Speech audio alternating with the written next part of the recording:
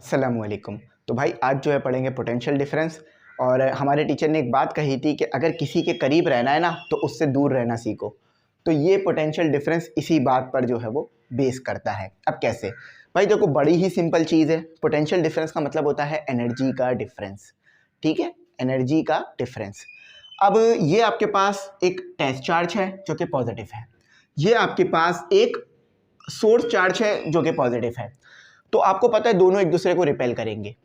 तो यहाँ पर जो एनर्जी होगी ना, यहाँ पर जो एनर्जी होगी इस पॉइंट पर वो कम होगी। क्यों? क्योंकि अभी ये टेस्ट चार्ज दूसरे चार्ज से दूर है, तो इसीलिए एनर्जी कम होगी। अच्छा, पोटेंशियल डिफरेंस को इलेक्ट्रिक पोटेंशियल डिफरेंस भी कहते हैं। इस बात को ज़रा याद रखना क्योंकि मैं अभी इसको एक्सप्लेन करूंगा। और यहाँ पर अगर मैं इसके ऊपर वर्क करा दूं, इस चार्ज के ऊपर वर्क करा दूं, आपको पता है जब आप वर्क कराते हो तो वो work in the form of energy store हो जाता है। अगर आप किसी फील्ड के अगेंस्ट वर्क कर रहे हो, और यहाँ पर कौन सी फील्ड मौजूद है? इलेक्ट्रिक फील्ड मौजूद है। तो मैंने क्या किया, मैंने इस टेस्ट चार्ज के ऊपर वर्क कराया, इसको मैं इस सोर्स चार्ज के करीब ले गया। तो अब इसके अंदर जो है, अब इन दोनों के दरमियान रिपल्जन बढ़ जाएगी, लेकिन मैंने वर्क कराकर उसे वहां रोका हुआ है। तो अब इसके पास क्या होगी? एनर्जी ज्यादा होगी। इस पॉइंट पे एनर्जी कम थी, इस पॉइंट पे ज्यादा थी। तो अगर इस पॉइंट पे एनर्जी EF है और इस पॉइंट पे एनर्जी EI है, तो दोनों के दरमियान जो है वो एक डिफरेंस होगा, है ना? दोनों के दरमियान एक एनर्जी का डिफरेंस होगा। तो इसी एनर्जी के डिफरेंस को कहा जाता है पोटेंशियल डिफरेंस। बात समझ आ गई? फिर एक्सप्लेन कर देता हूं, लेकिन बात अच्छी तरह समझो।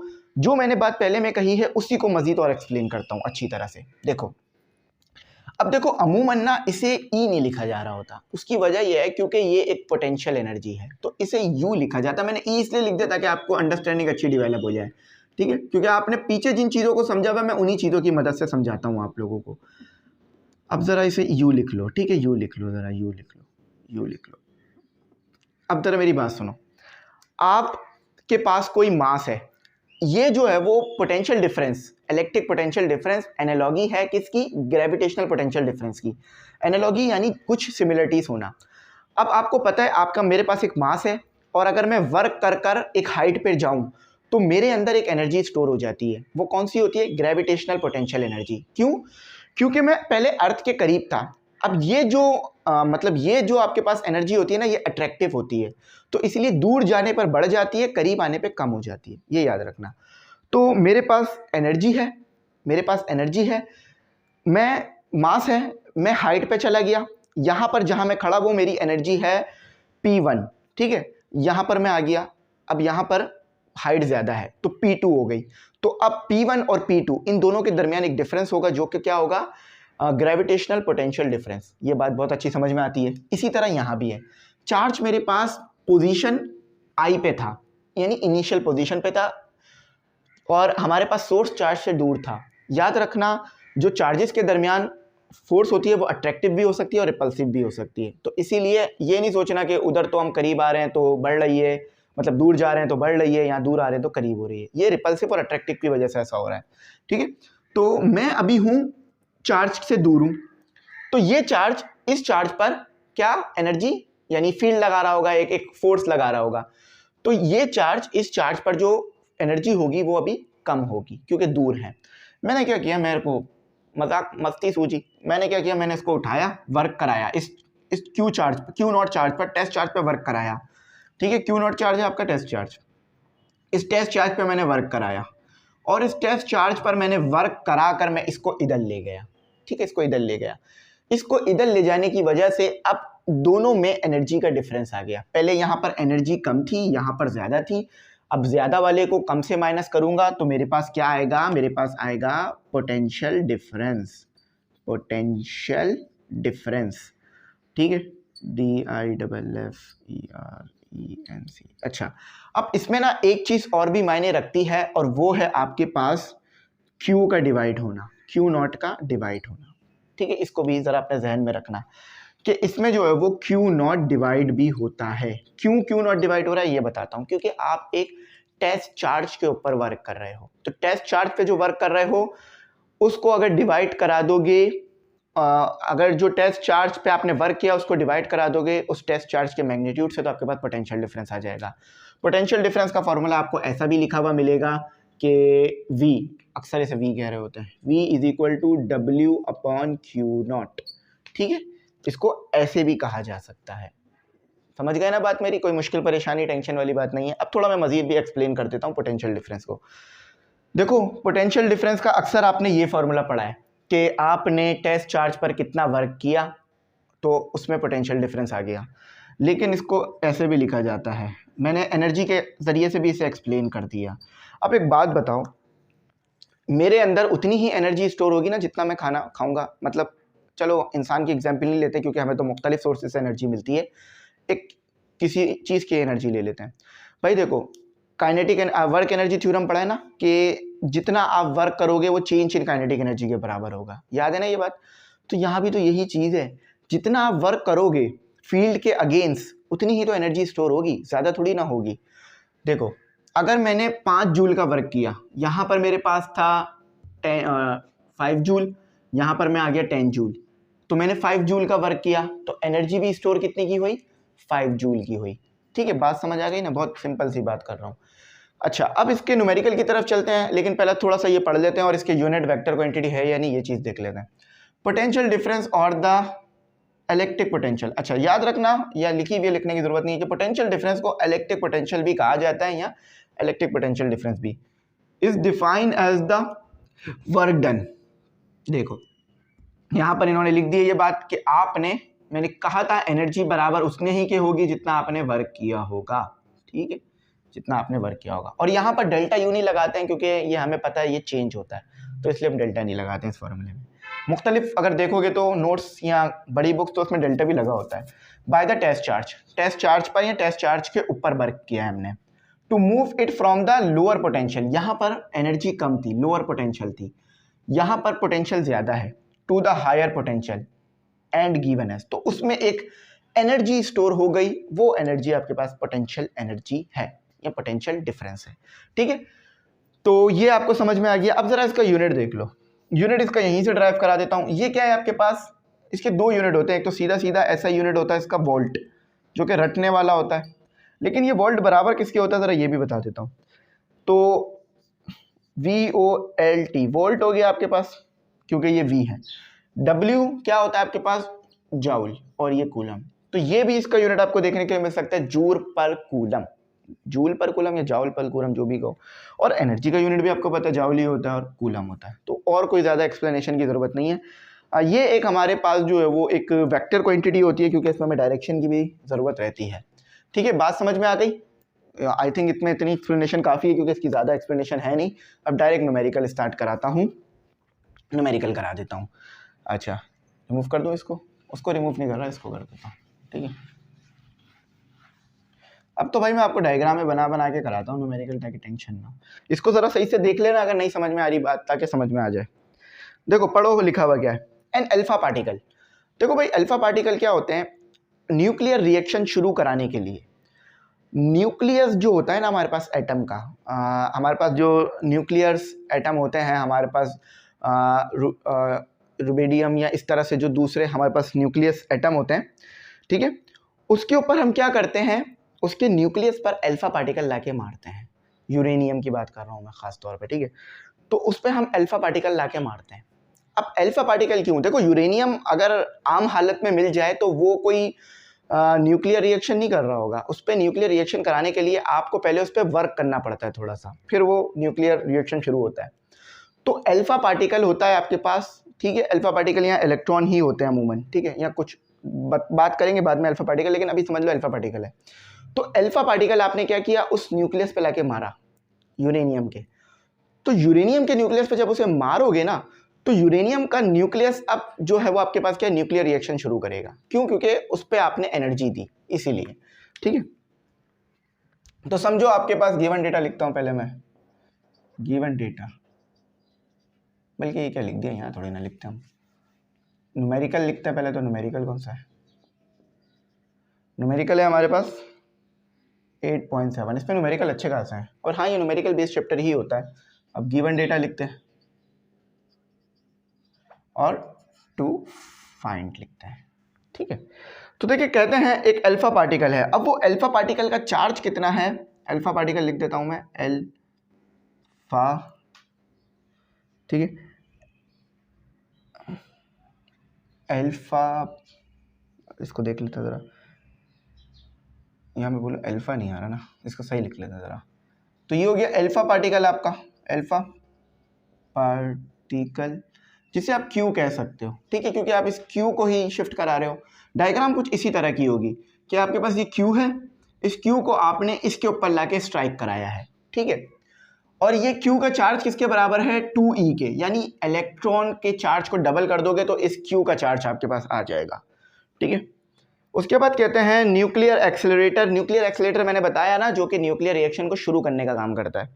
From one terminal at the potential, अच्छा एक टर्मिनल पे पोटेंशियल है, समझ लो यहां पर ये हाई पोटेंशियल की बात कर रहा है, इधर पोटेंशियल है आपके पास कितना, ये इस पॉइंट पे जो पोटेंशियल है आपके पास वो बहुत ज्यादा है, और वो पोटेंशियल है आपके पास, इसको आप रखोगे E2, ठीक है, बल्कि इन्होंने यहाँ पर नेगेटिव साइन से कर दिया है, तो मुझे भी इसे V1 रखना पड़ेगा। वैसे तो V1 पोटेंशियल हमारे पास कम होता है, लेकिन यहाँ इन्होंने ज़्यादा रखा है, तो इसका पोटेंशियल दिया हुआ है 6.5 मल्टीप्लाई 10⁻6 वोल्ट, ठीक है। ये हो गया आपका E1 का पोटेंशियल, V1 का पोटेंशियल। अब V2 का, यानी समझ लो ये वाला पोटेंशियल दे दिया आपको ये, और ये वाला पोटेंशियल आपको 0 दे दिया, जबकि ऐसा होगा नहीं, मैं सिर्फ समझा रहा हूँ क्योंकि ये न्यूमेरिकल इस तरह ही लिखा हुआ है, लेकिन हमेशा यहाँ पर पोटेंशियल कम होगा, चार्ज के करीब पोटेंशियल ज़्यादा होगा, और न्यूक्लियस में भी ऐसा ही होगा कि न्यूक्लियस से दूर पोटेंशियल कम होगा, न्यूक्लियस के करीब पोटेंशियल ज़्यादा होगा, ठीक है। जब भी देखो यहाँ पर नेगेटिव आया है, जब भी साइन में नेगेटिव आया है, न्यूमेरिकल जब सॉल्व होगा ना तो देखना नेगेटिव आएगा, इसकी वजह यही बनेगी। अच्छा, अब वो आगे कहते हैं, बस आपके पास चार्ज आ गया, ये आ गया, अब आपको वो कह रहे हैं आगे 0 पोटेंशियल मैंने लिख दिया, एक टर्मिनल जो है वो V1 पोटेंशियल पर है, दूसरा टर्मिनल V2 पोटेंशियल पर है। What is the corresponding change in the potential energy of the system. Potential energy निकालनी है आपको, याद रखना ये निकालना है, पोटेंशियल डिफरेंस नहीं निकालना, ठीक है। जब भी मैं बोल रहा था इलेक्ट्रिक पोटेंशियल डिफरेंस, उसे इलेक्ट्रिक पोटेंशियल नहीं बोल रहा था सिर्फ, तो आपने यू निकाल के दिखाना है। दोनों फॉर्मूले आपके सामने लिखे में बात एक्सप्लेन है, ठीक है। मैं ज़रा कैलकुलेटर खोल लूँ ताकि हमारा काम आसानी से हो जाए। अच्छा चलो सोल्यूशन लिखते हैं, फार्मूला लिखते हैं। सबसे पहले तो मुझे बताओ चार्ज का फार्मूला क्या होगा आपके पास, 2। अब इलेक्ट्रॉन का चार्ज तो सबको पता है 1.6 मल्टीप्लाई 10⁻⁻19 कूलम, तो कूलम भी लिख देता हूँ। अब ज़रा से मल्टीप्लाई करा लो, 2.1 2 multiply 1.6 exponent -19, the value is 32 multiply 10⁻⁻20 coulomb, ठीक है, सही है ना, हाँ। अच्छा अब हमारे पास फॉर्मूला क्या है इनिशियल के लिए, देखो फॉर्मूला क्या है इनिशियल के लिए, इनिशियल वोल्टेज के, यानी इनिशियल पोटेंशियल डिफरेंस के लिए क्या फॉर्मूला है, तो मैं V1 लिख रहा हूँ इसे, तो ये आ गया आपके पास V1 या VI लिख लो या V1 एक ही बात है, V1 is equal to U1 upon Q0। अब यहाँ पर Q0 नहीं कहा उन्होंने, Q कहा है तो इसलिए मैं इसे Q कह रहा हूँ, ठीक है। अब फाइनल के लिए देखते हैं, FINAL फाइनल V2, ठीक है। तो फाइनल के लिए फॉर्मूला होता है आपके पास V2 is equal to U2 upon Q, ठीक है। अच्छा अब बाकी मुझे ये मिटाना ही पड़ेगा, थोड़ा सा इतना मिटा रहा हूँ, ठीक है, बाकी ये डायग्राम यही बनेगी, इसी तरह की होगी उसमें भी। अच्छा अब इन्होंने डिफरेंस मांगा है, एनर्जी का डिफरेंस मांगा है, ठीक है। तो एनर्जी का डिफरेंस आपके पास कैसे निकलेगा, पहले तो इन फॉर्मूलों को ज़रा सेट भी करा देते हैं, यहाँ पे सेट करा देता हूँ कि ये हो गया V1 और Q इक्वल टू U1, और ये हो गया V2 Q और U2, ठीक है।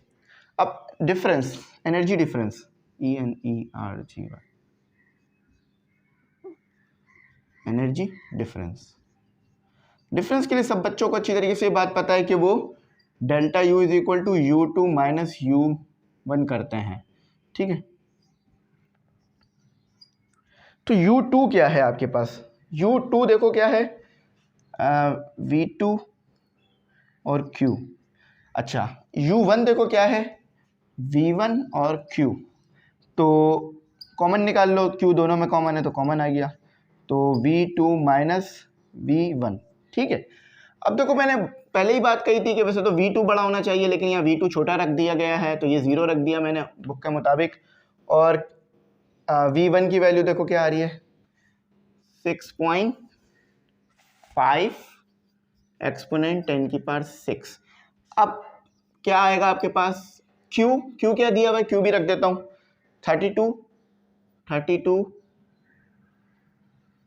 Multiply 10 raise to power minus 20, 32 multiply 10 raise to power minus 20 minus 6.5 multiply 10 raise to power 6 delta V आ जाएगा।